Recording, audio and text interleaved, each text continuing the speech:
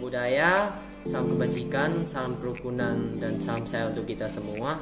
Perkenalkan, nama saya Vincent Juanara dengan NIM 23040134 di Fakultas Teknik dengan Prodi Teknik Mesin.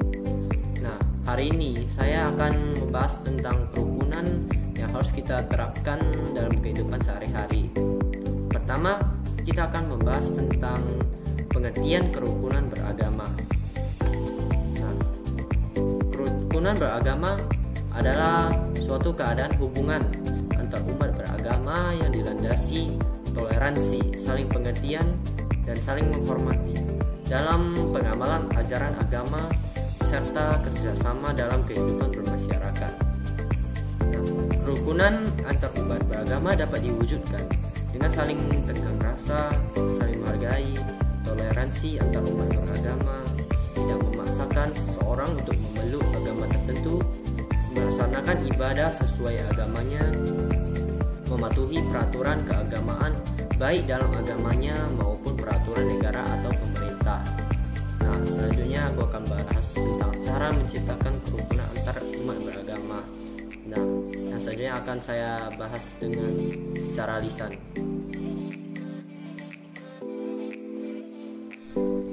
Nah, setelah itu akan saya bahas tentang beberapa hal penting untuk menciptakan suatu kerukunan antar umat beragama. Pertama, kesamaan dalam kebajikan. Apa itu?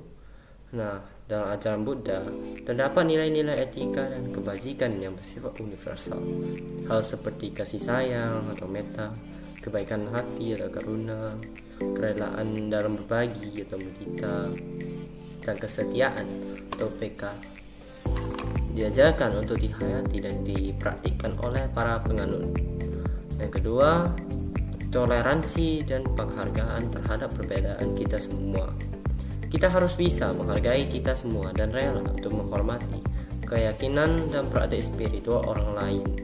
Toleransi terhadap keberagaman kita dan terhadap suatu keyakinan dan jalan spiritual dianggap sebagai jalan yang sangat bijaksana. Nah, yang nomor 3, dialog antar beragama.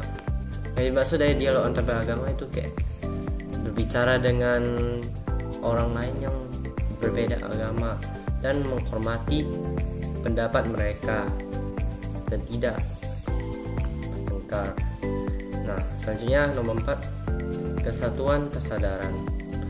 Ajaran Buddha mengajarkan tentang kesatuan kesadaran atau disebut juga samadhi yang menciptakan rasa persatuan dan pemahaman yang lebih mendalam terhadap keberadaan manusia atau makhluk hidup.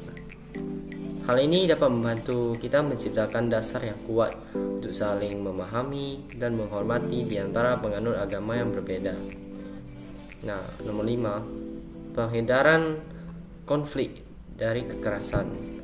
Ajaran Buddha menekankan untuk kita menghindari konflik dan kekerasan.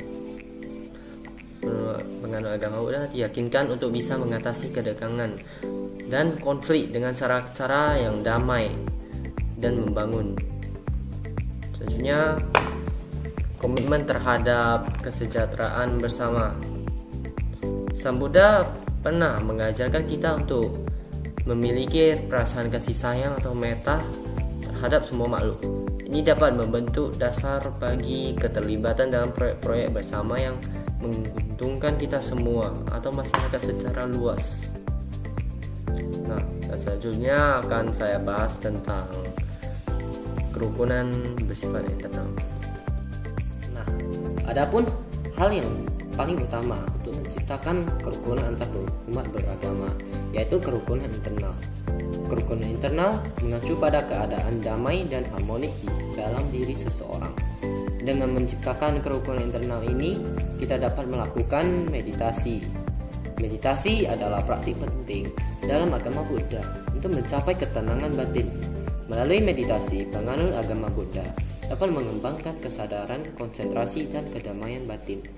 Praktik meditasi seperti vipassana dan metta atau cinta kasih secara khusus membantu dalam mengembangkan kerukunan internal dalam diri seseorang. Selanjutnya atau nomor 2, menerapkan 4 kesadaran mulia atau disebut juga Brahma Vihara. Dalam agama Buddha terdapat 4 sikap batin yang disebut Brahma Vihara, yaitu 1. Metta atau kasih sayang. 2. Karuna atau belas kasihan. Mudita atau bahagia terhadap kebahagiaan orang lain. Selanjutnya UPK, yaitu keseimbangan batin seseorang. Praktik ini dapat membantu menciptakan kerukunan batin dan sikap positif terhadap diri sendiri dan orang lain. Selanjutnya, penerimaan terhadap ketidakkekalan dan penderitaan di dunia ini.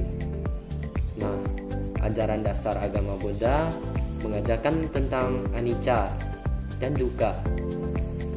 Penerimaan terhadap kenyataan bahwa segala sesuatu bersifat tidak kekal dan bahwa kehidupan melibatkan penderitaan dapat membantu individu atau kita semua mengembangkan kerukunan batin dengan menerima realitas hidup.